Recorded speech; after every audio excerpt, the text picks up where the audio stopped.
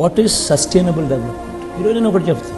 నాడు నేడుతో బాగుపడ్డ స్కూల్, ఆ స్కూల్స్లో ఇంగ్లీష్ మీడియం, 3rd క్లాస్ నుంచి subject teacher concept, 3rd class నుంచే TOEFL as a period made available in schools.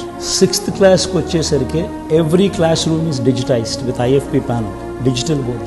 6th class నుంచి 8th క్లాస్కి వచ్చేసరికి పిల్లల చేతుల్లో ట్యాబులు.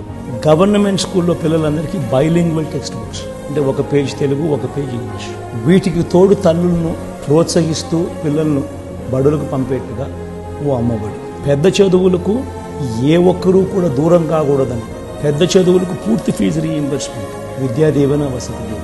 ఈరోజు 1st క్లాస్లో చదువుతా ఉన్న పిల్లోడు 2025 IB 1st class, 2026 2nd class, 2027 3rd class and so on and so forth. 2035కి వచ్చేసరికి ఆ పిల్లోడు 10th క్లాస్ IB రాస్తాడు, IB సర్టిఫికేషన్.